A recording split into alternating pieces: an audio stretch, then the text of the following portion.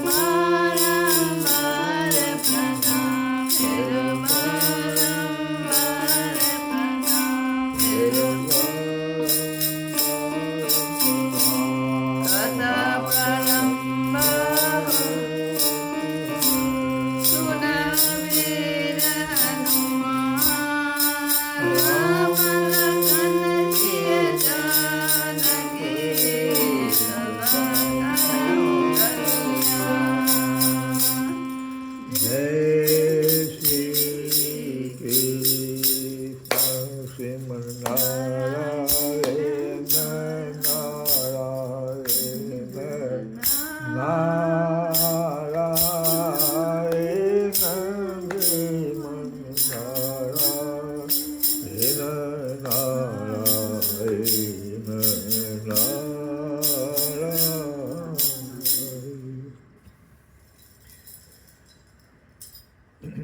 लोग जो कथा सुन रहे हैं, मैं विदुर जी ने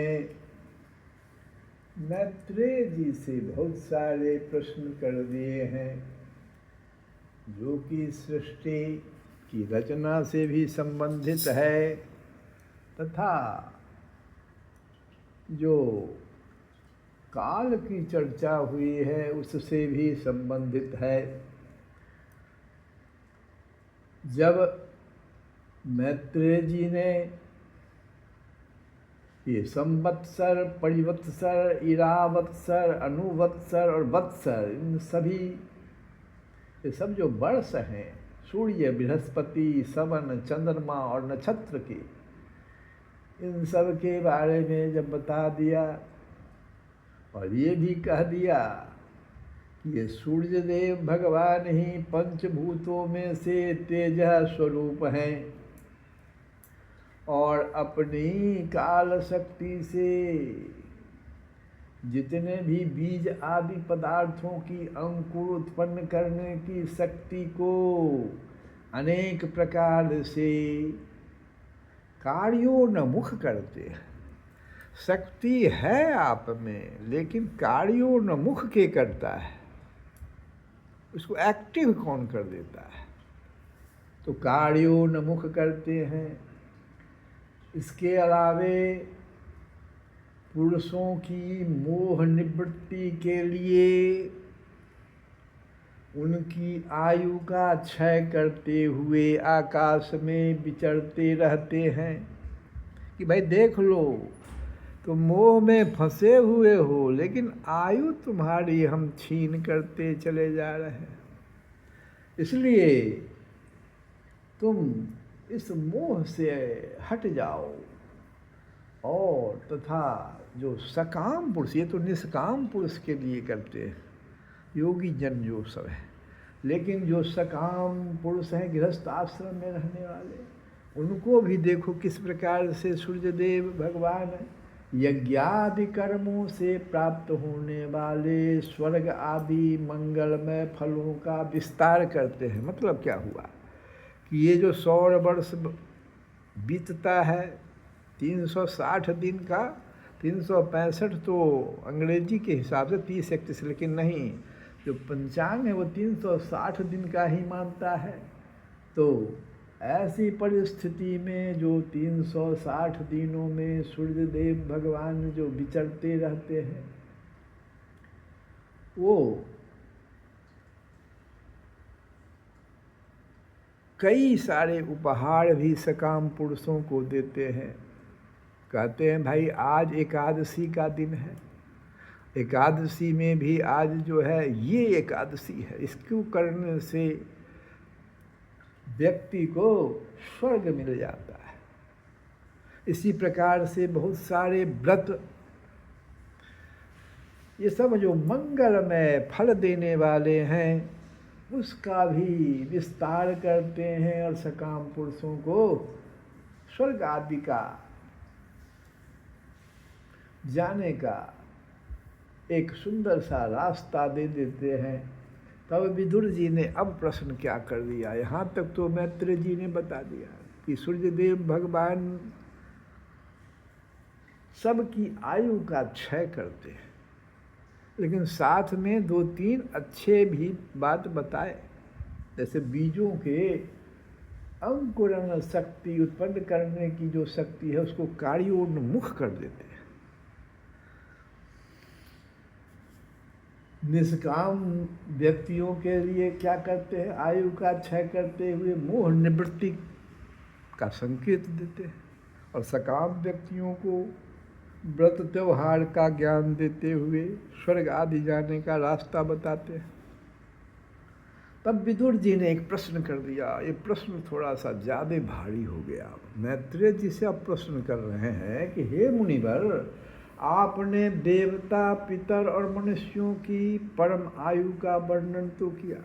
अभी अभी हम लोग सुने कि सभी का आयु 100 वर्ष ही है। मनुष्य की आयु 100 वर्ष मनुष्य के अनुसार है। कैसे निर्धारण होता? तो 360 दिन का जो सूर्य भगवान का ये जो है उसके अनुसार 1 वर्ष हो जाता। ऐसा 100 वर्ष मनुष्य की आयु हुआ। लेकिन पितर की आयु ऐसा नहीं है, वो तो 15 दिन, हमारा जो एक पक्ष बीतता है उनका 1 दिन होता है, और 15 दिन फिर जो बीतता है तो 1 रात होता है, जो कृष्ण पक्ष है। तो उनकी आयु, लेकिन उनकी भी आयु 100 वर्ष ही है, उनको पितर वर्ष की आयु कहेंगे, और इसी तरह से उनका गुना करेंगे। और देवताओं की आयु भी 100 वर्ष ही है, ब्रह्मा की आयु भी 100 वर्ष है। ये ध्यान दीजिए, बहुत सुंदर बात। सबकी आयु, जो भी सृष्टि में आए हैं ब्रह्मा पर्यंत, सबकी आयु 100 वर्ष ही निर्धारण किया गया है, लेकिन उसकी गणना अलग अलग तरीके से होती है। तो उसके बारे में तो आपने बता दिया। देवता, पितर और मनुष्यों की परम आयु का वर्णन तो आपने कर दिया। अब आप ये जितनी भी आयु है, ये ब्रह्मा जी के एक जो कल्प होता है ना, ब्रह्मलोक तक का जो गति है, ये उनकी आयु है।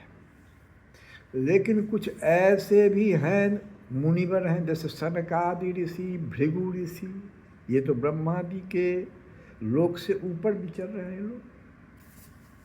ब्रह्मा जी का कोई उन पर कंट्रोल नहीं है। अब उनके बारे में पूछ रहे हैं कि अब जो सनकादि ज्ञानी मुनिजन त्रिलोकी से 3 लोकों, भू, भुवः और स्वः, इन 3 लोक से जो ऊपर है, मह में है, जनः में है, तपः में है, सत्यम में। तो इस त्रिलोकी से भू, भुवः और स्वः से ऊपर हैं। स्वर्ग तक का जो हुआ भू, भुवः, स्वः, लेकिन महा, जनः, तपः, ये लोग ऊपर हैं। अब जब प्रलय होने लगता है तो उससे भी ऊपर चले जाते हैं सनकादि ऋषि। महा से फिर जनः की तरफ चले जाएंगे, जनः से तपः की ओर चले, ऐसा होता है। तो उनके बारे में पूछ रहे हैं विदुर जी, जो सनकादि ज्ञानी मुनिजन त्रिलोकी से बाहर हैं, कल्प से भी अधिक काल तक रहने वाले हैं। अब देखो, ये त्रिलोकी में रहने वाले का क्या है? प्रत्येक ब्रह्मा जी का जो प्रत्येक दिन होता है, उसमें कुछ लोग जाते हैं, प्रत्येक कल्प में कुछ चले जाते हैं, और फिर कुछ लोग फिर ब्रह्मा जी सृष्टि करते रहते हैं। तो ये तो त्रिलोकी में नहीं है, सनकादि और भृगु वगैरह। फिर इनके आयु का भी तो वर्णन अब कीजिए। तो प्रश्न भारी क्यों हो गया? क्योंकि मैत्रेय जी तो इसी त्रिलोकी में रहते हैं, और इनसे पूछा जा रहा है कि आप इस त्रिलोकी से ऊपर रहने वाले जो बड़े बड़े ऋषि मुनि, सनकादि ज्ञानी मुनिजन हैं, उनके आयु का वर्णन कीजिए। और कहते हैं विदुर जी कि आप भगवान काल की गति भली भांति जानते हैं। ज्ञान के बल पर, योग के बल पर आप स्वरूप सिद्ध हैं। आप को भगवान ने अपने परम धाम जाने वक्त आपको अपने पास बुलाया था। आप स्वरूप सिद्ध हैं। क्योंकि ज्ञानी लोग अपनी योग सिद्ध दिव्य दृष्टि से सारे संसार को देख लेते हैं। इतना जब विदुर जी ने कहा तो रामचरितमानस में भी थोड़ा सा ये मैत्रेय जी कैसे देख लेते हैं। देखो, भगवान कहते हैं, गीता में पहले कहते हैं कि नौ में विदुः सुरगणाः प्रभवं नौ महर्षयः, मेरे प्रकट होने को न देवता जानते हैं न महर्षि जानते। भगवान कह रहे हैं नौ में विदुः सुरगणाः प्रभवं नौ महर्षयः, ये कोई नहीं मेरे प्रकट होने का कोई नहीं जानते हैं। अहम आदि देवानां, मैं ही सबका आदि हूँ,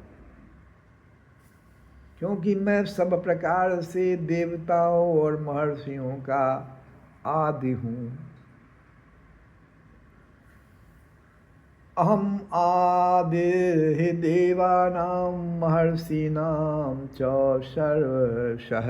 और इसी को रामचरितमानस में तुलसी बाबा ने कैसे कहा है, कहते हैं, भगवान ही करें कि मम माया संभव संसारा जीव चराचर विविध प्रकारा। कैसे, क्या कहते सुनो, मम माया संभव संसारा, सब मेरे माया के कारण विस्तार सब हो गया। जीव चराचर विविध प्रकारा। लेकिन फिर आगे कहते हैं, सो सुनो, सब मम प्रिय सब मम उपजाए। सब मेरे प्रिय हैं, तो मेरे ही द्वारा सबको, सबकी रचना मेरे द्वारा हो रही है। तो सब मम प्रिय सब मम उपजाए। लेकिन भगवान अब कहते हैं, सुनो, सब ते अधिक मनुज मोही भाए। अब देखो, ये भी तो है, वृक्ष वगैरह, स्थावर, जंगम, तिर्यक, ये सब तो है। लेकिन कहते हैं नहीं नहीं नहीं, ये मुझे प्रिय नहीं है। क्या कौन प्रिय है?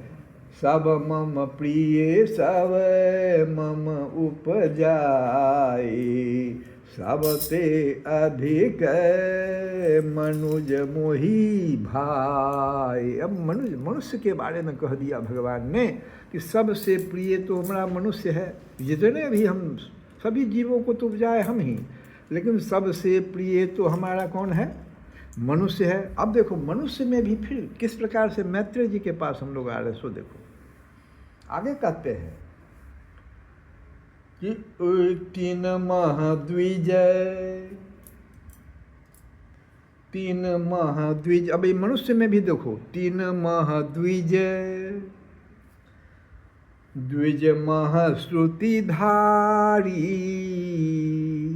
इसलिए क्रमिक विकास हम लोगों को करना चाहिए। मनुष्य खाली हो जाने से नहीं हो जाएगा। मनुष्य में और पशु में कोई अंतर नहीं है। कहते हैं सिर्फ धर्म का अंतर है। सभी कर्म मनुष्य भी करते हैं, सभी कर्म पशु भी करते हैं, लेकिन आप थोड़ा सा आप में अंतर है कि आप धर्म का विचार करते हैं, शास्त्र का विचार करते हैं, जो वो नहीं कर पाता है। आज जब शास्त्र का विचार मनुष्य नहीं करता है तो वो पशु ही तो है। भगवान स्पष्ट कहते पशु है, वो मनुष्य है ही नहीं। इसलिए कह रहे हैं कि तीन महाद्विज और द्विज महाश्रुतिधारी। जनेऊधारी तो बहुत लोग हैं, द्विज जिनको कहते हैं, लेकिन उसमें भी जो श्रुतिधारी माने जो श्रवण, हमारे शास्त्रों को श्रवण करते हैं, श्रुतिधारी। अब तीन महु निगम, अब सुनो, उसमें भी श्रुतिधारी में भी तीन महु निगम परम अनुसारी। तीन मह निगम परम श्रुतिधारी हैं, श्रवण करते हैं, लेकिन उनमें भी जो अनुसरण करते हैं शास्त्रों का, तीन महु निगम, ये शास्त्र का निगम, वेद पुराण ये सब निगम, तो निगम परम अनुसारी। अब यहाँ पर ही नहीं भगवान छोड़ रहे हैं, कह रहे हैं और आगे सुनो। मैत्रेय जी कहाँ पर हैं तो सुनो। तीन ते, अरे तीन ते पुनि मोहि प्रिय निज दासा। नहीं, उससे ऊपर अब आएगा, अब आगे आइए। कहते हैं तीन मह प्रिय, नहीं, सब मम प्रिय सब मम उपजाए, सब ते अधिक मनुज मोहि भाई। अब आगे कहते हैं तीन मह प्रिय विरक्त पुनि ज्ञानी। ये हो गया अब यहाँ से, कहाँ से कि निगम के अनुसार चलते हैं। अब उनसे भी अधिक अब कौन प्रिय है सो देखो, तीन माह प्रिय विरक्त पुनि ज्ञानी, अज्ञान हूते अति प्रिय विज्ञानी। अब मैत्रेय जी यहाँ पर आ रहा है, ज्ञानी से भी अधिक विज्ञानी प्रिय है। इसका अर्थ क्या हुआ आप सब समझिए। जैसे हमको ज्ञान हो गया कि इस रास्ते से हम यहाँ से 10 किलोमीटर कम हो करके चले जा सकते हैं, लेकिन विज्ञान हमको अभी नहीं हुआ उस रास्ते में क्या क्या संकट आएगा, इसका अनुभव हमको नहीं हुआ।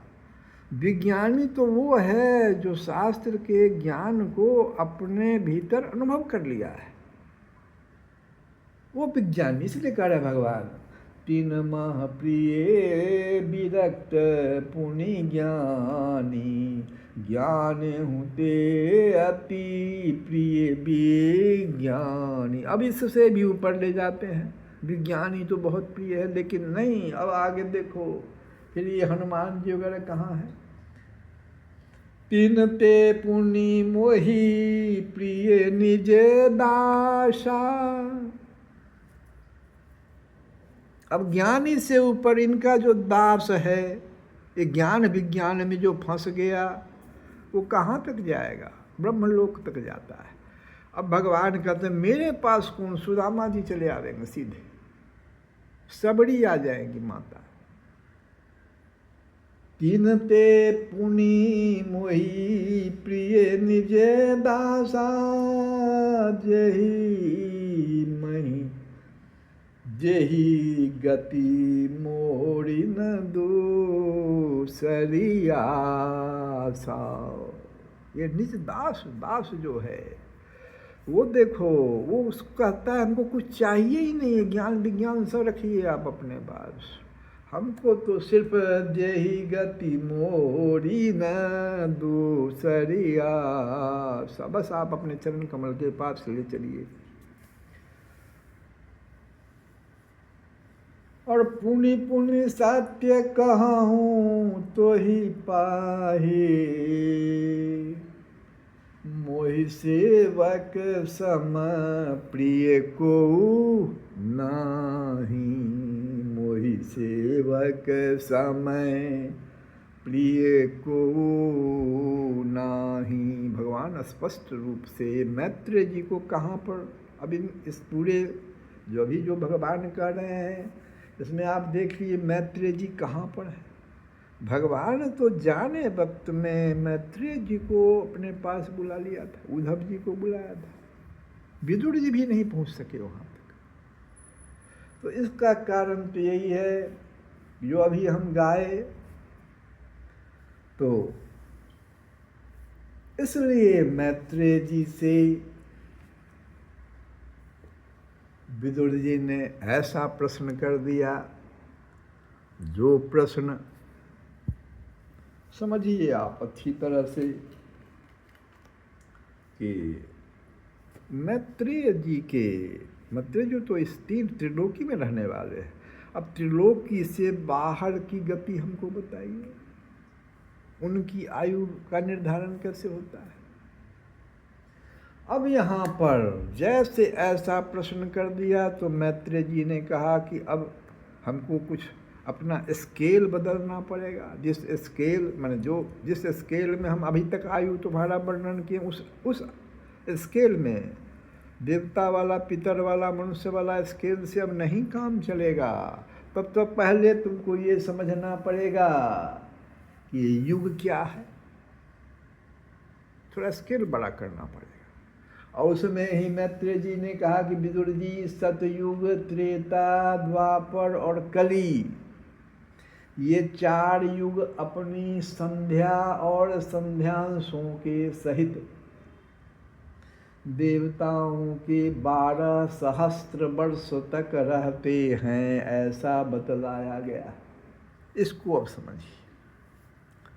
ये 4 युग जो है, सतयुग, त्रेता, द्वापर और कली,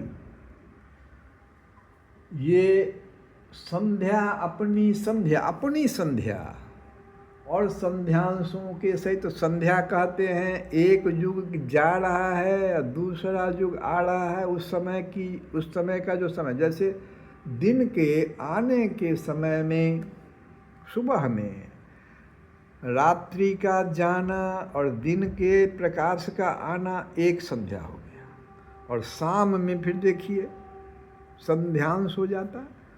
अब दिन जा रहा है, रात्रि का धीरे धीरे उसका अंश बढ़ रहा है, ये संध्यांश हो गया। ये एक दिन में भी देखिए ठीक इसी प्रकार से युग में भी होता है, एक युग जा रहा है, जैसे द्वापर गया अभी कल युग का प्रवेश हो गया, तो अभी संध्या और संध्यांश क्या होता है, इसके साथ कहते हैं सब मिला करके 12 सहस्त्र वर्ष तक। कौन सा 12,000 वर्ष हुआ, ये 12,000 सहस्त्र वर्ष कहते हैं हजार का, तो 12 सहस्त्र वर्ष। लेकिन हम लोगों का नहीं, मनुष्य का नहीं, कहते हैं दिव्य वर्ष। देवताओं के 12 सहस्त्र वर्ष तक ये 4 युग जो है रहते हैं। अब कहते हैं इन सत्यादि चारों युगों में, ये सतयुग वगैरह 4 युग, सतयुग, त्रेता, द्वापर और कल, ये 4, इसी को सत्यादि कहते हैं। तो इन सत्यादि चारों युगों में अब देखिए किस ये 12,000 वर्ष कैसे होता है, तो कहते हैं क्रमशः 4, 3, 2 और 1 सहस्त्र दिव्य वर्ष होते हैं। अब किसको 4,000 वर्ष दिया जाएगा, तो जिसमें धर्म अधिक होगा, धर्म के चारों चरण जहाँ अधिक होंगे वहाँ पर अधिक वर्ष मिला उनको, तो उनको मिला 4,000 वर्ष सतयुग को। इसी प्रकार से 3,000 वर्ष मिल गया त्रेतायुग को, 2,000 द्वापर को और 1,000 दिव्य वर्ष सब बता रहे हैं, दिव्य वर्ष ये मिल गया कलयुग को। लेकिन अगर आप 4, 3, 2, 1, 4, 3, 7, 2, 9, 1, 10 से हो रहा, 12 पूरा कहाँ। लेकिन ऊपर तो क्या कह दिए 12,000 वर्ष दिव्य वर्ष होता है। अभी तो इस तरह से जोड़ेंगे तो 10,000 वर्ष ही हो रहा है। फिर 2,000 वर्ष क्या है, यही संध्या और संध्यांश है। ये किस प्रकार से इसकी गणना होती है, ये तो सहस्त्र में भी गणना हो गई। लेकिन सुनिए, प्रत्येक में जितने सहस्त्र वर्ष होते हैं, जैसे सतयुग में 4,000 वर्ष हुआ,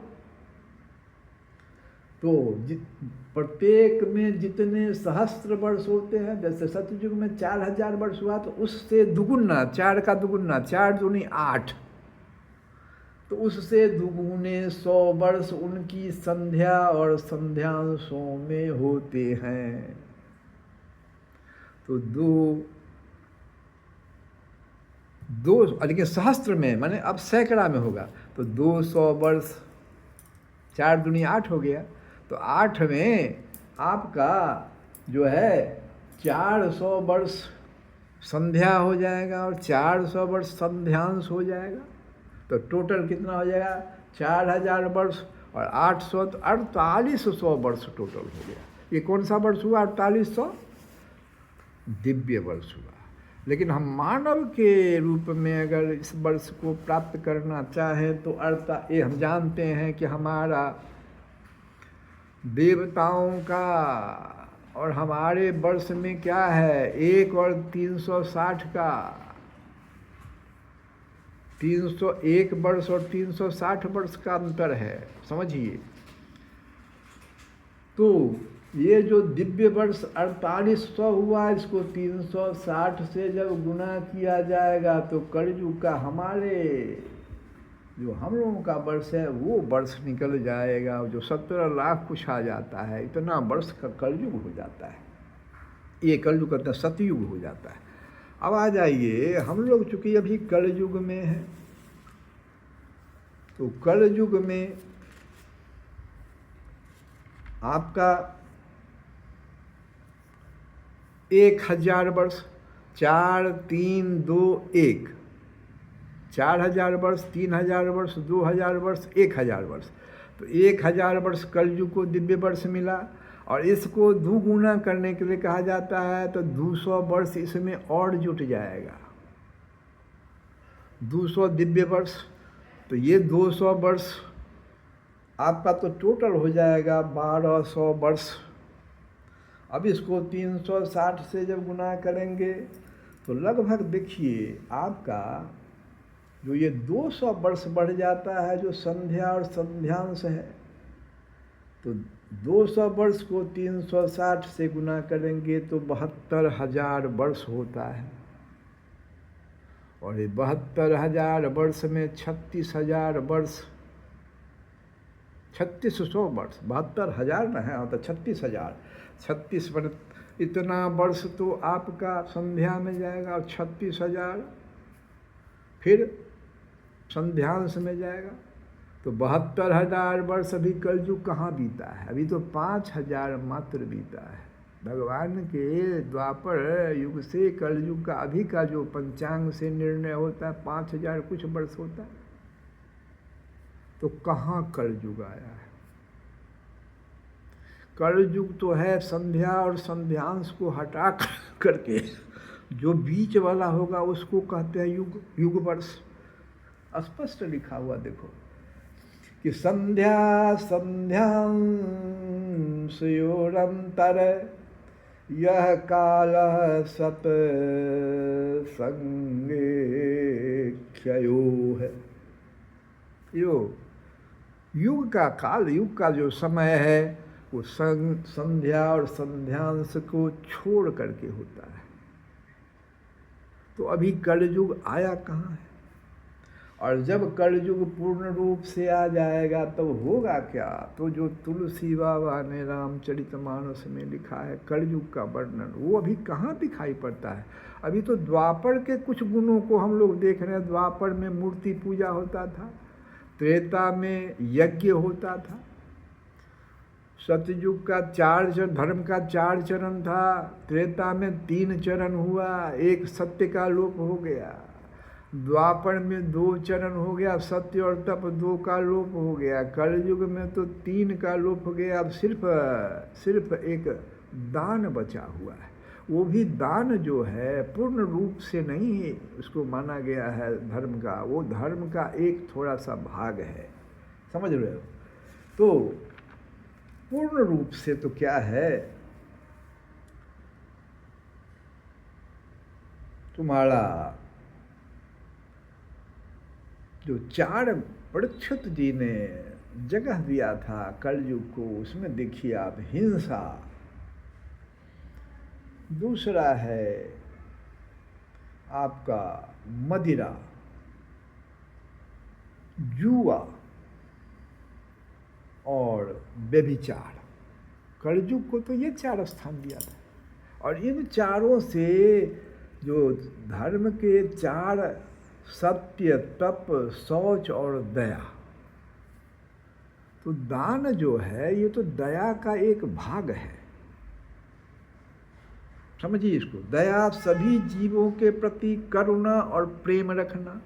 तो क्या आप दान देते हैं तो उसमें करुणा और प्रेम रहता है? दोनों तो नहीं रहता।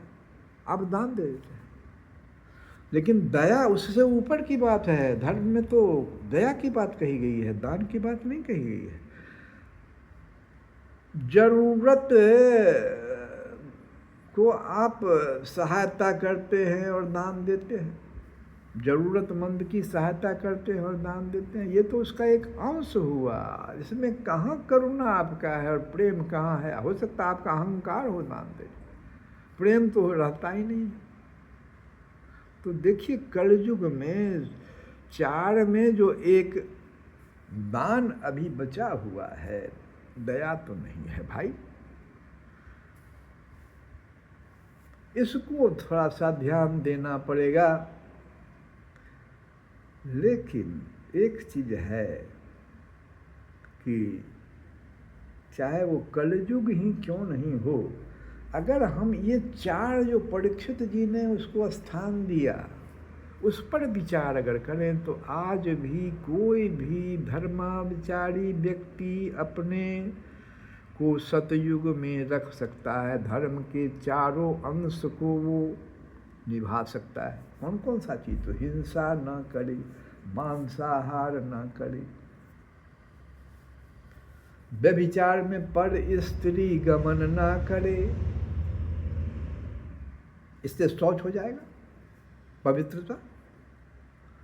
और तीसरा है जुआ न खेले, इससे तप का ह्रास हो जाता है। और चौथा है कि मदिरा शराब वगैरह ना पिए, इससे सत्य का ह्रास होता है। शराब पीने से क्या होता है, लोग असत्यवादी हो जाते हैं, झूठ का सहारा ले लेते हैं। आप अगर ये 4 पर सिर्फ विचार करें और कलयुग केवल नाम आधारा, आप सिर्फ भगवान के नाम का अनुसरण करें और इन 4 पर अगर विचार करें तो कलयुग में भी आप सतयुग की तरह धर्म के चारों चरण की रक्षा आपसे हो जाएगी। इसको ध्यान दीजिए। श्री कृष्ण गोविंद हरे मुरारे, हे नाथ नारायण वासुदेव।